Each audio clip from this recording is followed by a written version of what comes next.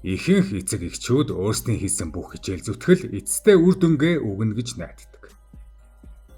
Хүүхэд нь аз жаргалтай өсөж амьдралынхаа эцэс хүртэл тэдэнтэй сайхан дотн харилцаатай байна гэж хүсдэг. Шейла Вейсмакч бусад олон эцэг эхийн адил охиноо сайн хүн болгон өсгөхийн тулд чадах бүхнээ хийсэн. Тэр охиндоо хамгийн сайн боловсрал эзэмшүүлж, музей, симфони тоглолтууд нь дагуулan явж дэлхийгээр хамт аялдаг байв. Харин бүх зүйл муудаж эхлэхэд ч тэр бууж өгөөгүй. Охин нь түүнийг зодож, ясыг нь хугалж, мөнгийг нь хулгайлж байсан Шейла харилцаагаа засах гэж оролцсоор байлаа. Бараг 10 жилийн дотор цагдаа нар тэдний гэрт хэдэн 10 удаа дуудагдсан. Гэсэн ч Шейла бүх зүйл хизээ нэгэн цагт сайжирна гэдэгт итгэсээр байсан. 2014 оны 8 дугаар сар тэрээр охиноо дагуулan Бали руу авч явсан. Тансаг амралтын газар 1-р зэрэглэлийн онгоцны билет. Тэдний хоронд эвдэрсэн бүхнийг засах гэсэн сүүлчийн орлого. Гэвч 7 хоногийн дараа Шейлагийн цогцос таксины тээшний хэсэгт хийсэн чемоданаас олджээ. Энэ бол харамсалтайгаар гарсан Балигийн чемодант аллага юм. 2014 оны 8 дугаар сарын 12-ны өдөр Saint Regis Bali Resort-ийн нэгэн таксины жолооч зорчигчдоо буцаж ирэхийг хүлээж байсан. Залуу Америк хос зочид буудлын гадна түүнийг зогсоосон. Тэд хатуу бүрхүүлтэй мөнгөлөг өнгийн том чемоданыг машины тээшинд хийж, хоёр цүнхийг арын суудалд тавиад жолоочид хүлээж явахыг хэлсэн байна. Дараа нь тэд зочид буудлын руу буцаж орсон эргэж ирсэнгүй. 2 цаг өнгөрлөө. Жолооч зочид буудлын ажилтнуудтай уулзахаар дотогш оров. Тэд хамтдаа хосын өрөөнд очиход өрөө хоосон байлаа. Тэд такси руу буцаж ирээд тээшний хэсгийг нээхэд чемоданы завсраар цус нэвчин гарч байлаа. Жолооч тэр даруй цагдаагийн газар руу хөдөлсөн. Харин өнөөх чемодан дотор зочид буудлын орны даавууд ороосон 62 настай Шейла Вон Вейсмакийн цогцос байсан. Түүний нүр маш хүнд гэмтсэн байв. Гар дээр нь өөрийгөө хамгаалах гэж тэмцсэн улам өр хуруунууд нь хугарсан байсан. Шүү хэмэлгийн шинжилгээгээр Шейла толгой болон нүрэндээ мохоо зүйлээр олон удаа цохилсны улмаас мөн амьсгал боогдсны улмаас нас барсан нь тогтоогдчих. Тэр чемоданыг таксинд хийсэн залуу хосыг цагдаа нар маргааш өглөө Кута хотын ойролцоох хямд буудлаас олсон байна. Тэд бол Шейлагийн 18 настай охин Хизер Мак мөн түүний 21 настай найз залуулах Томми Шефер байсан. Харин амиа алсан Шейла чухам хэн байв? Тэрээр 1952 онд Миннесота мужийн Миннеаполис хотод төрж, Мичиган мужийн Гросс Пойнтод өссөн байна. Дараа нь Бостон дахь Саймонс коллежид улс төрийн шинжлэх ухаанаар суралцсан. Сургуулиа төгсөөд сенатор Тед Кеннедигийн албанд судалгаа хийх болон улс төрийн ажилд шаардлагатай төрөл бүрийн ажлуудыг хийдэг байсан. Хожим Сент Луис дахь Вашингтон университет бизнесийн удирдлагын магистрийн зэрэг хамгаалж, Doubleday хэвлэлийн компанид ажилласан байна. Найз нөхдөд нь түүнийг итгээд, ухаалаг, сайхан сэтгэлтэй хүн гэж тодорхойлдог байж. Тэр өндөр боловсралтай байсан бөгөөд амьдралынхаа туршид хэд хэдэн агсан төвшний боловсрал эзэмшсэн байна. Тэр урлагийн томоохон дэмжигч байв. Өөрийнхөө арын хашаанд концерт зохион байгуулж, Чикаго хотын соёл буйны үйл ажиллагаанд идэвхтэй оролцдог байж. Шейла 40 настайдаа жирэмсэн болсон байна. 1995 он тэрээр цорын ганц хүүхэд болох Хизерийг төрүүлжээ. Шейла Чикаго болон олон улсын хэмжээд нэртэй хөгжимчид, симфони найрал хөгжимчидтэй хамтран ажиллаж байсан нэр хүндтэй жаз хөгжимчин, хөгжмийн зохиолч Джеймс Л. Мактай гэрэлсэн байв. Нөхөр нь Шейлигаас нийлээд ах байсан. Тэрээр 1929 онд төржээ. Энэ гэр бүл Чикагогийн чинэлэг дүүрэг болох Оук паркт амьдардаг байв. 2001 онд гэр бүлээрээ Карибын арлуудад аялалд гарчээ. Аяллын үеэр нөхөр Джеймс хөлдөө хүнд гэмтэл авсан байна. Шүүхийн баримтуудад дурдсанаар хөлөг онгоцны эмч түүнд хангалттай эмчилгээ үзүүлээгүй бөгөөд үүний улмаас Джеймс хэсэгчилсэн саажилттай болжээ. Тэрээр тэрэгэн зэрт суух болсон бөгөөд байнгын асаргаа шаарддаг болсон байна. Джеймс 2006 оны 8 дугаар сард гэр бүлийнхэнтэйгээ Грект амарч байхдаа 76 наснда нас барсан байдаг. Тэр нас барахаасаа ердөө 5 хоногийн өмнө гэрээсэлдээ гар үсэг зурсан. Гэрээсэл түүний бүх хөрөнгө зөвхөн Хизерийн төлөө зориулагдана гэж заасан байлаа. Эхэндээ Джеймсийн үлдээсэн хөрөнгө тэмж их биш байлаа. Тэр Чикагод ойролцоогоор $150,000 үнэтэй байр мөн $1800 орчим банкны даас үлдээж. Гэвч жинхэнэ мөнгө хожим ирсэн байна. 2011 оны 2 дугаар сард Cook County-гийн шүүгч олон жил үргэлжилсэн өнөө хөлийг нь saajуулсан аяллаа газрын эсрэг шүүхийн нэхэмжлэлийн хүрээнд 1.5 сая долларын тохиролцоог баталжээ. Хуульчдын хөлсийг хасаад Шейла ойролцоогоор $340 мянган шууд авсан. Нэхэмжлэр ирсэн өөр $500 мянган Джеймсийн үл хөдлөх хөрөнгийн өвд шилжүүлсэн байна. Харин энэ мөнгийг 2001 онд Шейла авч чадсан. Шейла нөхрийнхөө үндсэн өв залгамжлагч нь биш байв. Гэсэн ч шүүгч түнд мөнгийг өөртөө олгох эрх өгсөн бөгөөд тэр хөрөнгийн ихэнх хэсгийг хянах болсон юм. Шейла нас барах үедээ ойролцоогоор 1.5 сая долларын үнэтэй итгэлцлийн сан хянаж байсан. Тус сангийн нөхцлөөр охин хийсэр 30 нас хүртлээр жил бүр бага хэмжээний мөнгө авах бөгөөд дараа нь үдсэн бүх хөрөнгийг авах ёстой байж. Бүх зүйл энгийн байх ёстой байсан. Гэвч Шейла болон хийсрийн харилцаа огтхонч энгийн байсан. Шейлагийн 25 жил найзсан дотны найз Марк Бакерыг хожим сэтгүүлчдэд ярьсан байдаг. Түүний хэлснээр олон найз нь Шейлад хийсрийг гэрээсээ хөө. Тэр муу хүмүүстэй нийлж өгнө гэж зөвлөж байж. Гэвч Шейла охиноо үргэлж буцааж авдаг байсан. Шейлагийн найзын дүгнснээр хийсэр охин бол 1 минут тутамд үнэхээр дур болоо. Өөрийгөө шаалж чаддаг ээлдэг охин байж чадна. Харин дараагийн минутанд үнэхээр чөтгөр шиг аашлна гэж хэлсэн байдаг. Шейла болон хийсрийн харилцаа хэвийн харилцаа байгаагүй. Энэ харилцаа олон жилийн турш хүчирхийлэлтэй байсан. 2004 оны 1-р сараас 2013 оны 6 дугаар сар хүртэлх хугацаанд тэдний гэрт цагдаа 86 удаа дуудагджээ. 9 жилийн дотор 86 удаа. Дуудлагууд нь бие махбодын хүчирхийлэл, хулгай, сургаггүй алгуулсан тухай гомдлуудтай холбоотой. Заримдаа ээж нь охиноо, заримдаа охин нь ээжигээ цагдаад дууддаг гэж. Гэвч хийсэр нас ахих тусам хүчирхийлэл улам ширүүлсэн байна. 2010 оны 1-р сард хийсэр ээжийнхээ өмнө хугарсан шагааг өшгөлөж мөн $1000 хулгайлсан гэж буруутгагджээ. 2011 оны 2 дугаар сард хийсэр ээжийнхээ гарыг хугалсан байна. 2011 оны 7 дугаар сард хийсэр ээжигээ дахин занал хийсэн. 2012 оны 11-р сард хийсэр ээжигээ хазаж биед нь хөхрөлт үлдээж. Гэсэн ч энэ болгонд Шейла охиноо цагдаагаас өмгөлдөг байв. Гэхдээ энэ хүчирхийлэл хаанаас эхэлсэн юм бол? Джеймс нас барахаас өмнө Шейлаг үг хэлээр болон бие махбодын хувьд хүчирхийлдэг байсан гэх мэдээлэл байдаг. Заримдаа энэ нь хийсрийн нүдэн дээр ч болдог байж, гэр бүлийнхнийг нь мэддэг хүмүүсийн ярьснаар хийсэр ээжтэй аав чамтай ингэж харьцдаг юм чинь би бас ингэж болно гэж хэлдэг байж. Энэ бол гэр бүлийн хүчирхийллийн нэг хэлбэр боловч ихэнхдээ анзаарагддаггүй. Тэдний гэрт 86 удаа цагдаа дуудагдсан ч хүчирхийлэл зогсоогүй. Харин улам даамжирсаар байжээ. Хийсэр River Forest High School-д суралцж байсан ч 2013 онд ахлах ангийн 3 дугаар жилдээ сургуулиа орхисон байна. Түүнийг авиаслаг бүжигчин боловч тэрслүү зан чанартай охин гэж тодорхойлдог байв. Ахлах сургуульд байхдаа тэр Томми Шифертэй үерхэж эхэлжээ. Томми ажилгүй рэпер байсан бөгөөд Mr. X эсвэл Tommy X гэх тайзны нэрээр уран бүтээл хийдэг байв. Тэр Колумбиа коллежийг орхиж хөгжмөдөө анхаарлаа төвлөрүүлэхээр болсон байна. Түүнд хичээл зааж байсан профессор нь Томмид авьяас байгаа ч тогтвортой амьдралгүй гэж хэлжээ. Томмид найз нөхдийнхөө гэрт ээлжлэн байрлаж нэг ясандаа буудан дамжин амьдардаг байв. Түүнд мөн гэмт хэргийн түүх байсан. 2013 оны 2 дугаар сард Индиана мужид марихуан хадгалсан хэрэгээр шүүх хуралд ирээгүй тул түүнийг баривчлах захирамж гарсан байв. Шейла охиныхоо энэ харилцааг мэдээж зөвшөөрөөгүй. Тэр гэр бүлийн байшингаа $650 мянган зарж өөрийгөө болон хийсрийг Чикагогийн Gold Coast дүрэгдэх өндөр барилга тойрлох орон сууц руу нүүлгэж. Гэвч энэ нүдэл юу ч өөрчилсөнгүй. Хийсэр Томмитой уулзсаар байсан. Тэд уулзахаар зогссонгүй хийсэр Томмигийн хүүхдийг тээж эхэлсэн. Хийсрийн өмгөөлөгчийн хэлснээр энэ түүний 3 дахь жирэмслэлт байв. Энэхүү 3 абортын туршид хэрүүл маргаан дуусаагүй. 2014 оны 7 дугаар сард буюу Бали руу явхаас хэдхэн 7 хоногийн өмнө дахин нэг хэрэг гарсан байна. Цагдаа нар хийсэр болон Томми хоёрыг Чикаго дахь Конрад Чикаго хотелийн нэгэн өрөөнд өөр 7 хүнтэй хамт үдшилэг хийж байхыг нь олжээ. Шейла өөрийн кредит картыг зөвшөөрлгүй ашиглаж байна гэж мэдээлсэн байв. Хосоод уг картыг ашиглаж өөрөө захиалж бараг $1000 төлбөр үүсгэсэн байж. Гэсэн Шейла 2014 оны 8 дугаар сард хийсэртэй хамт Бали руу амрахаар шийдсэн байна. Найзынх нь хэлснээр Шейла энэ аяллыг харилцаагаа шинээр эхлүүлэх боломж гэж харж байж.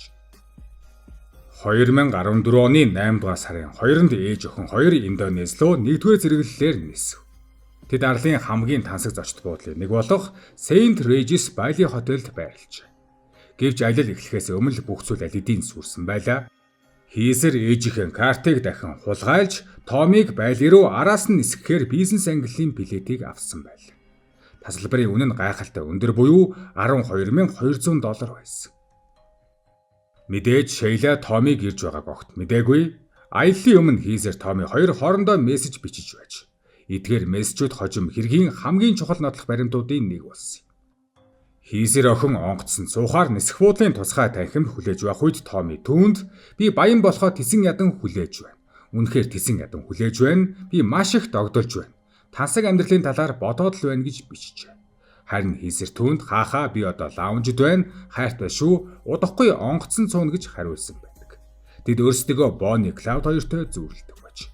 Өөр нэг мессежэндээ Хийсэр хэлэхдээ би хүмүүсийг юу хөдөлгдгийг мэднэ. Тэр шулмыг юу хөдөлгдгийг би мэднэ. Би түүнтэй байнга хамт байдаг болохоор түүний зуршил тодорхой цагт юу хийдэг, яаж ажилтгийг нь мэднэ. Яг л шоронгоос оргож байгаа юм шиг үүнийг хийхин тулд хэдэн жил ажиглах хэрэгтэй. Би түүний өдөр тутмын хөвчлийг ажигласаар ирсэн. Би юуг өдөрдөж чаддгаа мэднэ. Би зайлтай, би ухаантай, би ажигладаг, Боннид итэг. Бусад хүмүүсийн хийсэн алдааг давтаж намайг дутуу үнэлж болохгүй гэж бичжээ.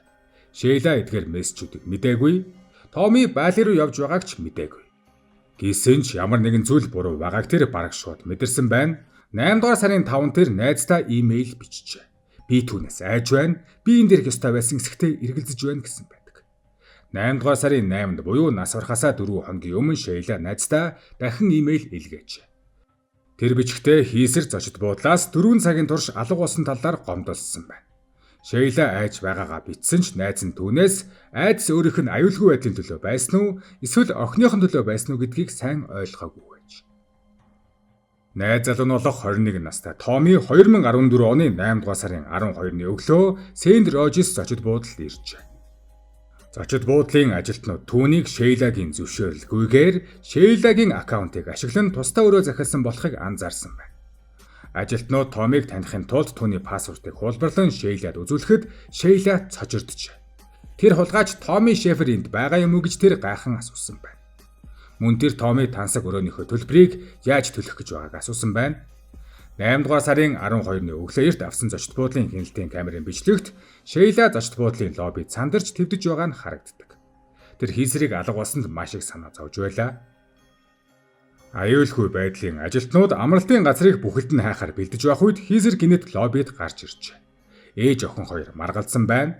Тэр өдрийн дараа авсан бичлэгт Шейла лоббид Томитой дахин маргалдаж байгаа нь харагддаг. Зочид буудлын нэгэн ажилтан Шейлагийн хаширж байгааг сонссон байдаг. Шейла хэлэхдээ Томи то 2 кредит картын луурын хэрэгээр Чикагод ял шийтгэл хүлээх болно гэж хэлхийг нь сонссон байдаг. Чухамдаа энэ нь хүмүүс Шейлаг амьд харсан хамгийн сүүлийн удаа байсан юм. Хийсэр Томи хоёр зөвхөн хайр дурлалын тухай мессеж бичдэг байсангүй. Тэд Шейлагийн амийг хөнөөхөөр хэдэн сарын турш төлөвлөж байж. Мөн тэд ганцаараа байгаагүй. Томигийн үеэл Роберт Бибс хуйлдааны нэг хэсэг байсан. Байли руу явхаас өмнө гуруулаа Бибсийн Чикаго дахь гэрт уулзаж Шейлаг хэрхэн алах талаар ярилцжээ. Хийсэр Томид үүний төлөө $50,000 өгөхөөр амласан байв.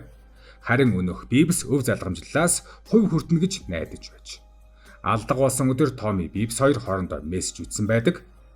Хийсэр өмнө нь ээжигээ алах гэж оролдоод бүтлгүүдж байсан гэж Томи хэлэхэд Бибс түүнд янз бүрийн арга санал болгожээ. Тэр дундаа живүүлэх, амьсгал богдуулах аргуудыг ярьсан байдаг. Нэг мессежэнд Бибс тэр аваад нүүрэн дээр нь суугаад үз гэж бичжээ. Томи тэр яг унтаж байна гэж хариулсан байна. Бибс түүнд үүнийг хий гэж хэлсэн боловч камеруудаас болгоомжлохыг сануулжээ. Үүний зэрэгцээ Хийсэр Томи хоёрч мөн аллагын аргын талаар хоорондоо мессеж бичиж байв. Амьсгал богдуулах, далайн ирэг дээр өөрийгөө амиа хорлсон мэт харагдуулах. Тэр өглөө Хийсэр найз залууга ээжтэйгээ хамт байрлаж байсан өрөөндөө ирэхийг хүсжээ. Тэр Томид хэлэхдээ бүх юмаа аваад ир гэж хэлсэн байна. Томиж өрөөнөөсөө чемодан аван гарсан. Томигийн хожим өгсөн мэдүүлгээр тэр Хийсэр Шейла хоёрын хамт байсан өрөөнд Хийсэрийн жинэмсний талаар ярилцахаар орсон байна. Түүний хэлснээр яриа ширүүсгэд Шейла Хийсэрийг үр хөндүүлэхээр шаарджээ. Мөн үр хөндүүлэхгүй бол хэвлийдэх хүүхдэд нь гим хор учруулна гэж сүрдүүлсэн хэмээн Томи мэдүүлсэн байдаг. Томигийн хэлснээр Шейла түүнийг хоолойноос нь барьж ойролцоогоор 30 секунд боож. Залуу амьсгалж чадахгүй болсон толгойр ун цус хөөрч нүдэн нулимсаар дүүрсэн гэж. Энэ үед Томи гараа жимсний сав руу сунгасан байна. Томи шүүхтээр нулимс туслуулан би ууралсан.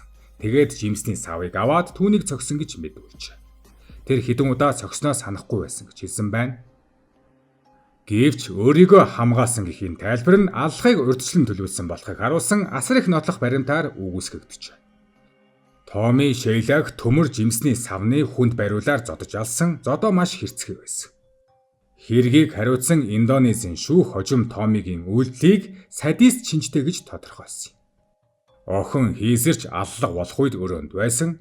Америк нэгдсэн улсын холбооны шүүхийн шүүх хурлын үеэр танилцуулсан нотлох баримтаар хийсэр ээжийнхээ аман дээр гараа тавьж Томи түүнийг зодож байх үед дуу гаргах боломжгүй болгож байж. Шейлагийн гар дээрх хамгаалтын шарах хугарсан хуруунууд нь түүнийг амьд үлдэхийн төлөө цөхрөлтгүй тэмцэснийг харуулсан байна. Шейла амьсгал хураасны дараа Томи түүнд хиймэл амьсгал хийхийг оролдсон гэж мэдүүлв. Тэр чичирч айж байсан гэж хэлсэн байна. Мөн гар утсаараа 911 лөө залгахыг оролдсон ч өөрийгөө Америкийн нэгдсэн улсад биш гэдгийг сансан гэж. Хийсэр сандарч угаалгын өрөөлөв гүйж орсон байна. Тэр тэнд ойролцоогоор 3 минут байсны дараа буцаж ирж ээжигээ сэргээхийг оролдсон боловч Шейла аль хэдийн нас барсан байсан гэж. Одоо хосууд цогцыг яахаа шийдэх хэрэгтэй болов. Тэд Шейлагийн цогцыг зочд буудлын орны давуунд ороосон байна. Дараа нь чемоданыг сууллаж Шейлаг хийгсэн ч тэр дотор нь багтсангүй. Тиймээс хийсэр чемодан дээр сууж ээжийнхээ биеийг шахаж багасгахад нь тусалж. Харин Томи чемоданыг хүчээр хаасан байна. Хяналтын камерын бичлэгт тэд чемоданыг Сент Рожес зочд буудлын гялалцсан лоббигоор чирэн гарч байгаа нь харагддаг. Тэд бусад зочдын хажуугаар өнгөрч зочд буудлын гол хаалгаар гарсан байна. Дараа нь чемоданыг таксинд хийж. Тэдний төлөвлөгөө бол цогцыг орхиж өөрсдөө зугтах. Ингээд таксины жолоочд хаяг хэлэн чемоданыг өөр газар хүргэж өгөхийг хүссэн байна. Гэвч таксины жолооч эзэнгүй чемоданыг эсвэл тэднийг суухгүй бол төлбөрийг нь авахыг хүсээгүй байна. Яг энэ үед хосууд сандарч таксинаас зүгтэн Кута дахь хямд буудлын руу явсан байдаг. Маргааш өглөө цагдаа нар тэднийг шуурхаа баривчилсан байдаг. Цагдаа нар хосуудыг анх байцаахад тэд өөр түүхээрсэн. Тэд зэвсгэлсэн дээрэмчт зочд буудлын өрөөнд нь халдан орж тэднийг барьцаалж Шейлаг алсан гэж мэдүүлсэн байна. Тэд өөрсдөө зүгтж чадсан гэж хэлсэн байна. Гэвч энэ түүх тэр даруй нуран унсан. Өрөөнд хүчээр нэвтэрсэн ямар ч шинж тэмдэг байсангүй. Зочид буудлын хяналтын камеруудад ч огтхон ч тийм юм болсонгүй. Харин бичлэгт зөвхөн хийсэр Томи хоёр чемоданыг тайван чирэн лоббигоор гарч байгаа нь харагджээ. 8 дугаар сарын 15-нд хоёуланг нь Индонезийн хуулийн дагуу албан ёсоор хоригдол хэмээн бүртгэсэн байна. 8 дугаар сарын 20-нд хийсэн шээсний шинжилгээгээр хийсэр жирэмсэн болох нь тогтоогдсон. Эхэндээ тэр эх орон руугаа буцаагдахын тулд жирэмсэн болсон дүр эсгэж байж магадгүй гэсэн таамаг гарсан байдаг. Гэвч жирэмсэн байсан нь үнэн байлаа. Ингээд 1 сарын дараа буюу 9 дугаар сарын 19-нд Томи Шейлиг алсан гэдгээ хүлээн зөвшөөрч. Харин хийсэр цогцыг чемодан хийхэд тусалснаа хүлээсэн байдаг. Зочид буудлын өрөөнөөс маш их хэмжээний шүүхийн нотлох баримт олдсон цусны цацралт хурууныхээ хүчтэй тэмцэл болсон гэдгийг харуулах ул мөрөөд. Эдгээр нь бүгд өрөөний дотор баримтжуулагдсан байдаг. Аллагын зэвсэг болох хүнд бариултай төмөр жимсний савыг ч олсон. Гэвч хамгийн их хор хөнөөлтөй нотлох баримт нь дижитал мэдээлэл байсан. Цагдаа нар хийсэр болон Томи хоёрын гар утсыг шалгаж үзэхэд хэдэн сарын турш аллагын төлөвлөгөөний талаар бичсэн мессежүүдийг олж. Тэд аллах болсон өдөр арга цаг хугацааны талаар хоорондоо мессеж бичиж байсан. Мөн Роберт Бибстэй харилцсан мессежүүдийг олсон байна. Мөрдөн байцаагчид хийсэр ээжийнхээ картыг ашиглан Томигийн онгоцны билетийг захиалсныг тогтоож. Өөрөөр хэлбэл ээжийнхээ алуурчныг хэргийн газар руу өөрөө авчирсан байлаа. Харин аллагын сэтэл бол тодорхой 1.5 сая долларын итгэлцэлийн сан. 2015 оны 1-р сард Индонезийн прокурорууд хийсэр болон Томи хоёрт урьдчилан төлөвлөж хүн хүнээсэн хэрэгээр ял төлөвлөжээ. Хоёуланд нь буудан хорох ял онох боломжтой байлаа. Томи өөрийгөө хамгаалсан гэж мэдүүлж, Шейла эхэлж түүн рүү халдсан гэж хэлсэн байна. Харин хийсэрийн өмгөөлөгчид түүнийг хэрэг гарах үед тэнд байсан гэдгийг хүлээн зөвшөөрсөн ч аллагад оролцоогүй, мөн олон жилийн турш ээжийнхээ хүчирхийлэлд өртөж ирсэн гэж тайлбарлажээ. 2015 оны 4-р сарын 21-нд хоёуланг нь гин буруутайд тооцсон байна. Томид 18 жилийн хорих ялыг оноосон. Шүүгч түүний үйлдэлийг садист шинжтэй гэж тодорхойлсон боловч шүүхийн үеэр ээлдэг тайван байсан нь харьцангуй хөнгөн ял авахд нөлөөлсөн гэж. Харин Хийзерт 10 жилийн хорих ялыг оноосон байдаг. Шүүгчид түүнд харьцангуй зөөлөн хандсан шалтгаан нь шүүхийн шийдвэр гарахаас хэдхэн 7 хоногийн өмнө тэрээр шоронд охин төрүүлсэнтэй холбоотой байсан. Цаазаар авах ял оноох боломжтой байсан. Гэвч тэдний хэндэнч цаазаар авах ял оноогоогүй. Шейлагийн найз нөхдөд үүнд сэтгэл дундуур байлаа. Гэхдээ хэрэг үүгээр дуусаагүй. Америкийн нэгдсэн улсын холбооны мөрдөх товчоо эх оронд нь өөр хэрэг үүсгэж байлаа. Тэд урт удаан ялаа дуусгаж ирээд Америкийн нэгдсэн улсад дахин шүүхээр орох болно.